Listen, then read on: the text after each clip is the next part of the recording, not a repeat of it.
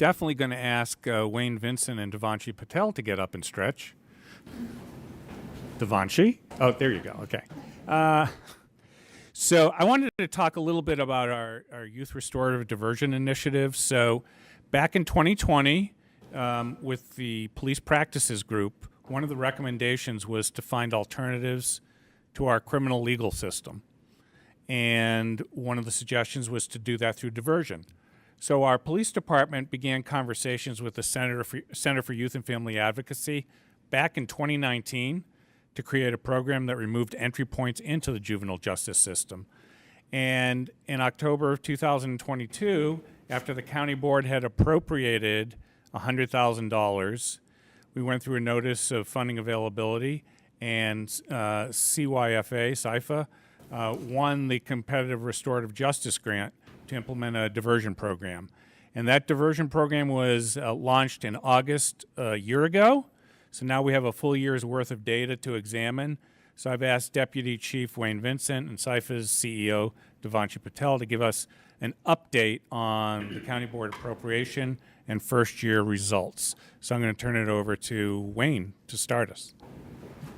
Well, thank you, and thank you for the opportunity for everyone.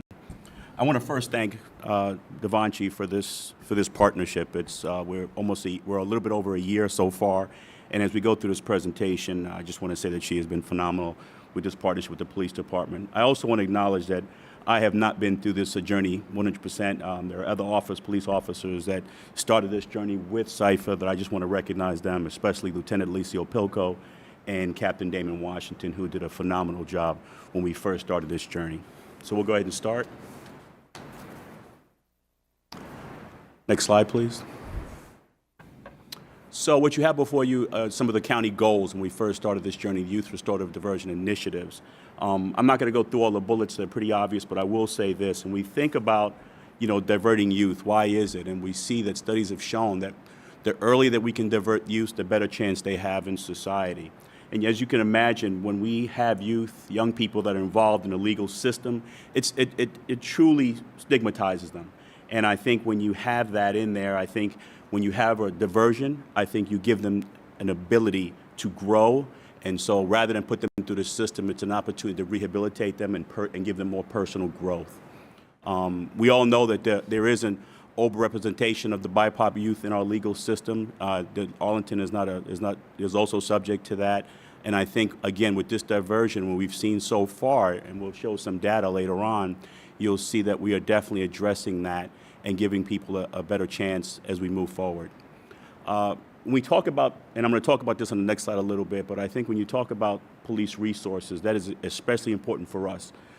This board knows and the manager knows where we are as far as our staffing shortages, and I will tell you, and I'll talk about it in the next slide a little bit, but when we have the opportunity, when we go to any call of service where there's a young person involved, it takes several hours to do a processing if we're going to make an arrest. So again, to have this diversion in our pocket, shall we say, it gives us an opportunity to take our resources and put them where they really should be used, and that being in our hot spots, and that being where we're more visible in our community and our neighborhoods.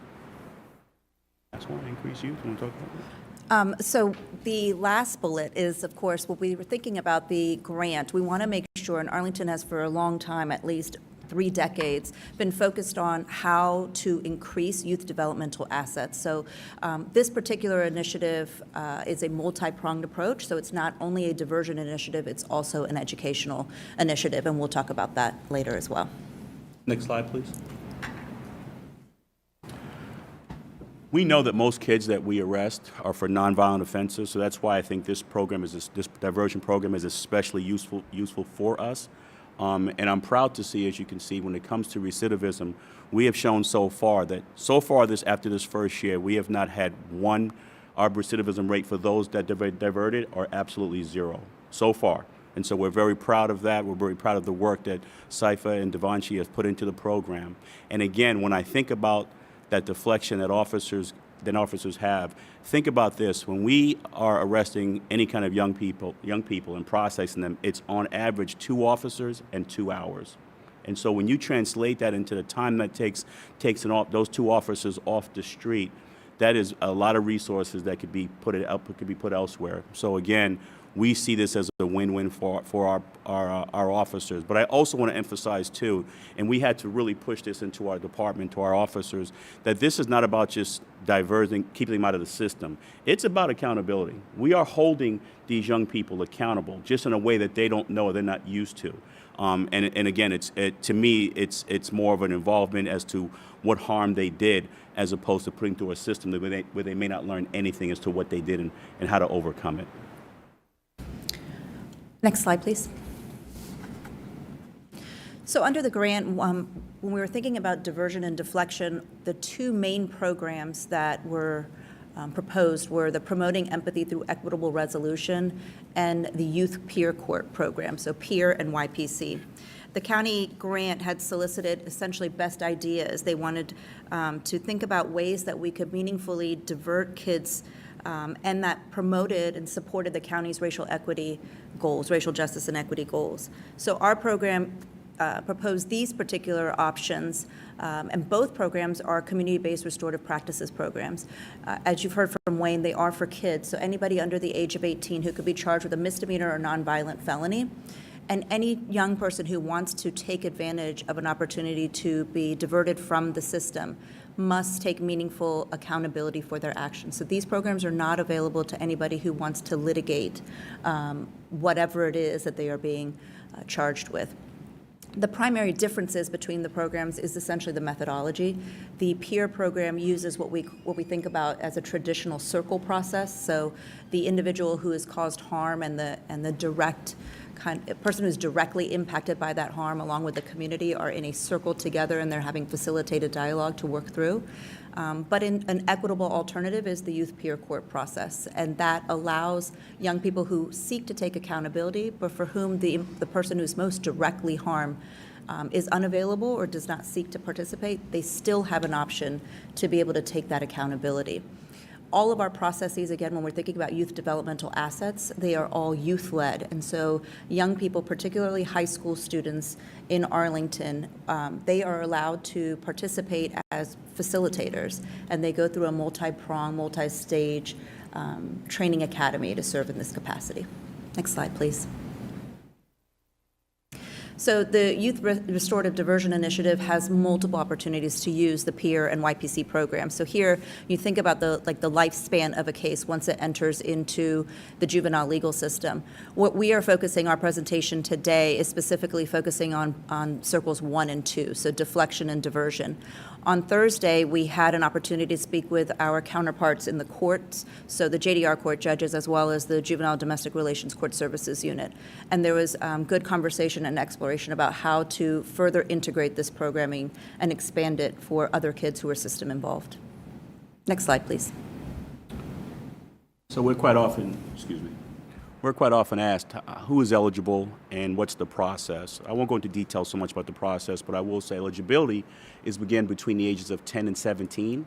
And if you're within that age and you again commit certain specific eligible crimes that are misdemeanors or nonviolent, then you are eligible. And our officers have, they know this now. I give you some of the offenses that we came up with in our MOU with CIFA. And officers have definitely taken advantage of this to divert young people when they are eligible. There are a few occasions where they will fall outside of these qualifying offenses because, again, it includes misdemeanors and nonviolent felonies, so we couldn't list every one, but certainly the resources are there for the officers when they go on scene. If they have a child that has committed a certain act or crime, that they can certainly refer to CIFA or call one of us, and the decision can be made, will that child be eligible for referral. I want to say, too, that this is not a mandatory referral, that these are at the discretion of the police officer and certainly requires the approval of their guardian and the victim of the crime. Next slide, please. This simple graph just kind of shows what the numbers look like as far as what we've deferred so far this year. And of the 54 referrals, 19 have been larcenies, and we see that quite often where we were going to some of our vendors, whether it be the malls or in our high vendor areas. You'll also notice that domestic assault and batteries on there as well. We had actually 11 cases that were referred, and your simple A and Bs, we had 5 of those cases. And we'll get more specific in a little bit, but that just kind of tells you a little bit as far as what kind of referrals we're looking at that's been referred.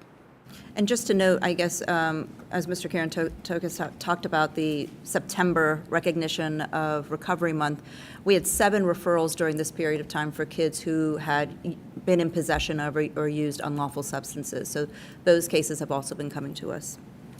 Next slide, please. So, now looking at the data, one of the things that we wanted to ensure and we had committed to was being transparent with the community around the kids who were being served through our program. And so you all may have seen the infographic that's on the left side of the screen.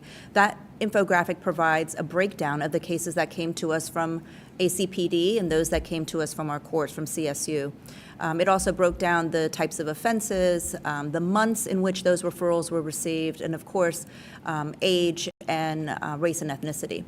So that was from August 23rd when we launched this initiative to December 31st. Now, as County Manager has noted, we have full year data, and we are able to break it down by race and ethnicity for all of the referrals that have come in. And you will see one of the concerns that was raised by many members of the community as to whether it would truly disrupt the disproportionate representation of kids of color in our legal system. We are seeing that the largest numbers of cases that are coming over really are achieving that goal. Next slide, please. Similarly, equity was a issue for looking at equity and different ways to be able to ensure that we were going to be able to meet kids where they are. These programs are really doing that, and residence is not a precluding factor. What we know is that, sometimes, these boundaries and these borders that we have, they are fake. They don't exist in real life. And so, people are not only from Arlington, they are, from Alexandria and Falls Church and DC and Maryland. We've had a referral from somebody who's from Hagerstown, Maryland. I mean, they are coming from quite a distance. And we wanted to make sure that this community continues to be a place that is safe.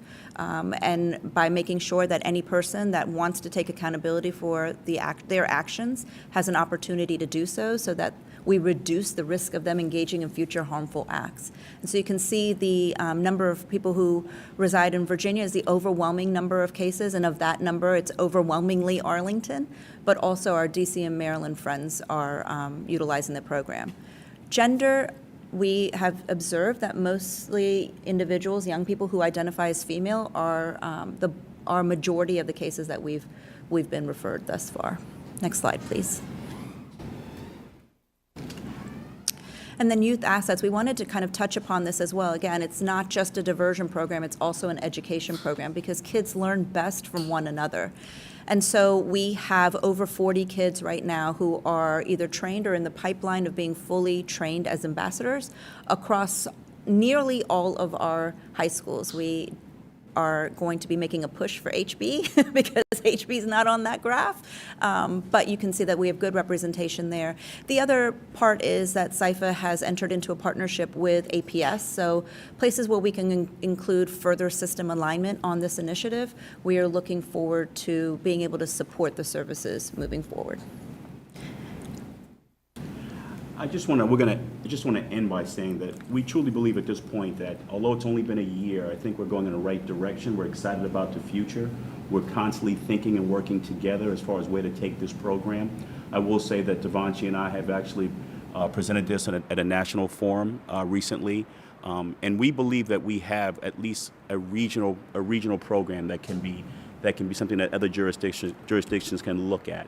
And so we know that Falls Church is already doing something similar. We know Harrisonburg is doing something similar as well as Danville. But I truly believe that in the future you're going to see this program expand to where it can be throughout the Commonwealth, if not nationally.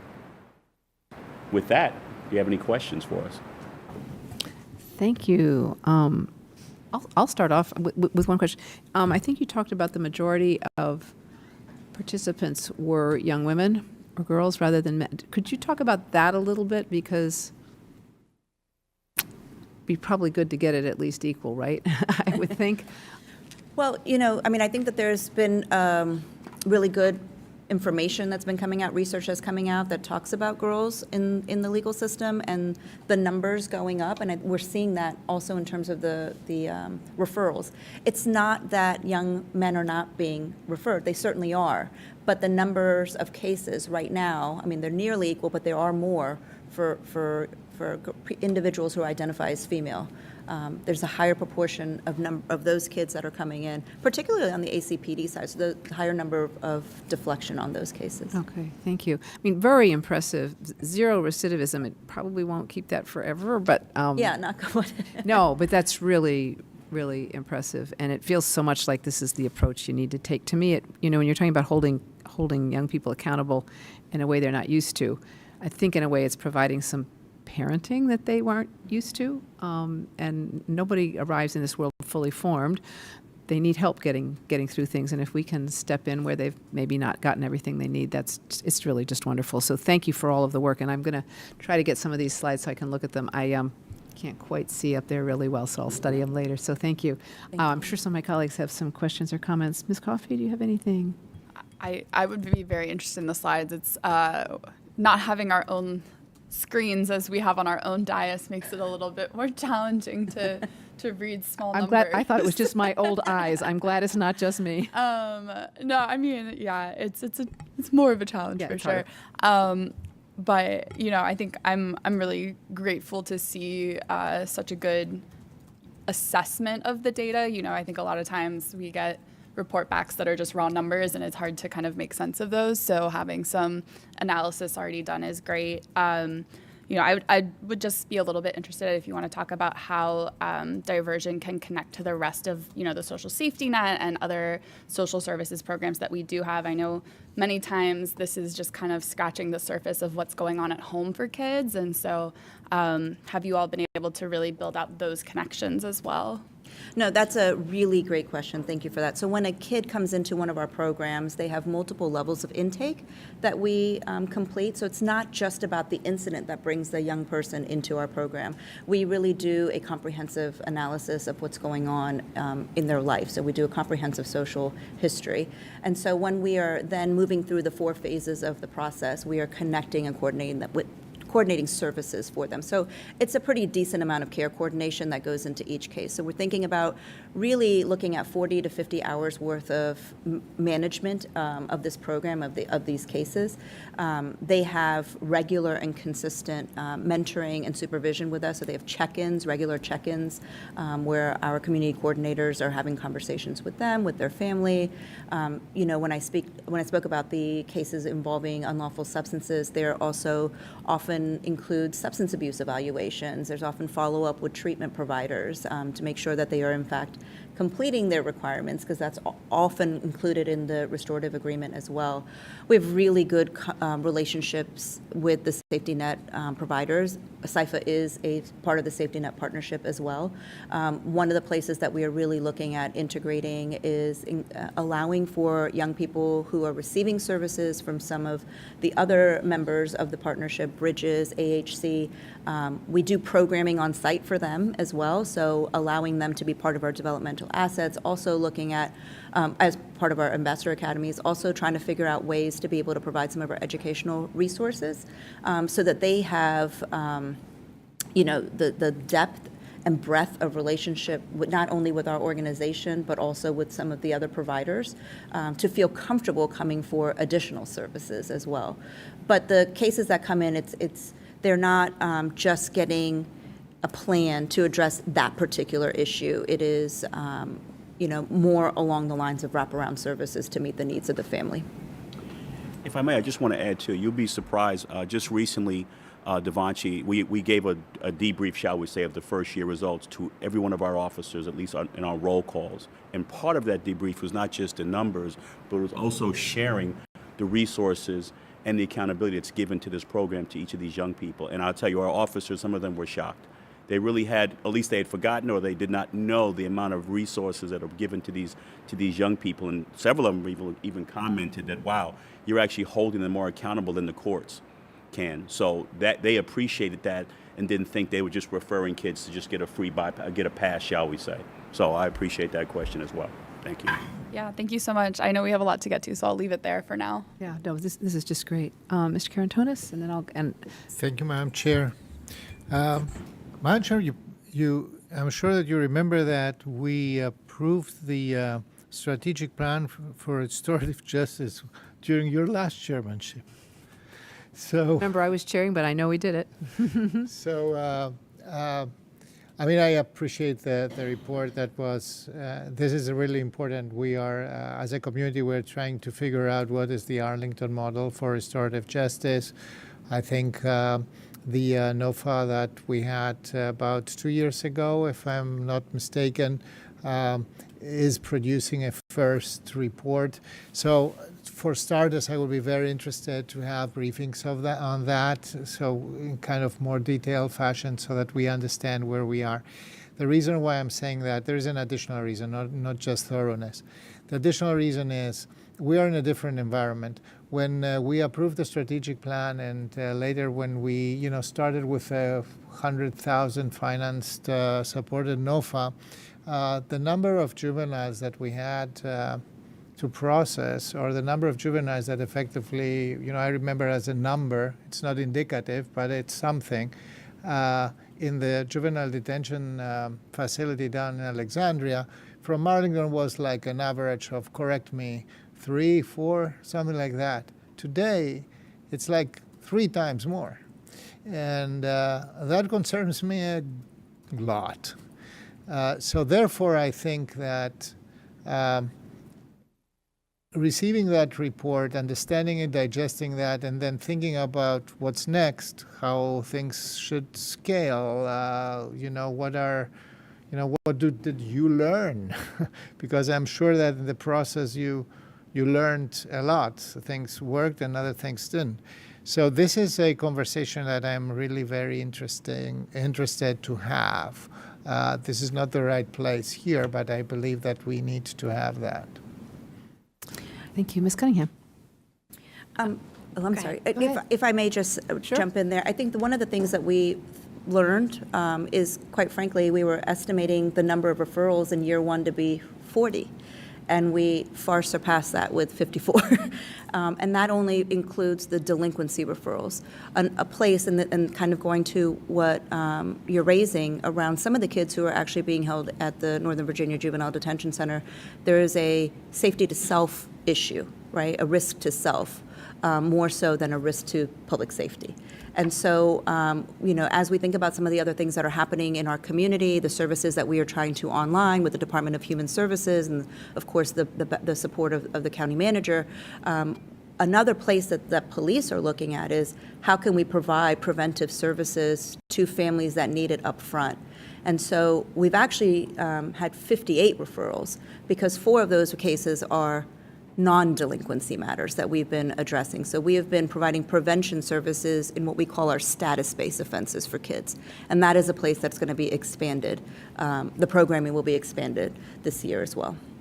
And so we're hoping that some of those places where we are using, resources that we would prefer not to use, that we no longer have to use them, especially as we online our more intensive level of services that we can provide to families. Thank you. For all the above reasons, I think more detailed briefings. Absolutely. Ms. Cunningham. And maybe this can be in that briefing as well, but I'm curious about kind of how the jurisdictional interactions are going here. So are all of the young people who've participated live in Arlington or committed crimes in Arlington, or both? So both. So they live in any number of jurisdictions. As I mentioned, the one that's kind of furthest away was Hagerstown, Maryland. Gotcha. So they live everywhere. We have kids that are just next door in Alexandria, Falls Church. The bulk of our cases are kids in Arlington. But Pentagon City, as Wayne said, is a hotspot, right? And so that brings a lot of kids from a lot of different places. So we see our Arlington kids there. We see kids from other jurisdictions there as well. Great. Thank you. Sure. Mr. DiFranti, I cannot see hands or anything with what I've got here. Would you like to ask any questions or say something? Sure. Thank you, Madam Chair. Thanks for the presentation. Lean towards your to microphone a little bit. You're very quiet, or maybe we can increase the volume. Can you hear better now? No. Okay, hang on.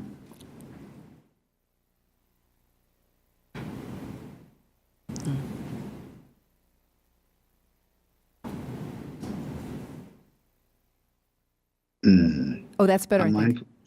Okay, can you hear me? A little. Okay. Yep, getting I'll better. say- Just speak out. Yep. Sure. I'll just say thank you. I'm eager to follow up. Questions in my mind is how this fits with the broader strategic plan, as Mr. Carantonis mentioned, and if and how it might fit with the work that the Community Criminal Justice Board is doing. I'm not dogmatic that it has to, but I'm mindful of time, and so I do think a 2x2 briefing would be one I'd like to join on this. Just with our overall strategic plan, there is also a focus of CIFA for sure on, which is so needed on our youth, but there's want to just understand how this fits with the racial justice grant Restorative Arlington received. But I'm super grateful for all the work from Ms. Patel and Mr. Vincent and the team. Thanks. Thank you. All right. I think there are more briefings in our future. I'm really excited about the possibilities of this going to scale, even nationally. I mean, when you look at, you just read these stories about young people who got a really bad shake in life, and all the criminal justice system does is make it worse. It just compounds the injustices. It's really upsetting, and I often thought, can't we do better? And it seems like maybe we can here. This sounds really effective, and I will be really interested. Also, in cost breakdowns, I do think over time, it's probably going to be pretty clear this is really cost effective. As Christian used to say, it's usually the right thing to do is also the economically smart thing to do, and we need to use that to sell it. But it's really exciting what you're doing. Thank you, and I look forward to hearing more. Thank you. Thank you so very much. Yeah, thank you.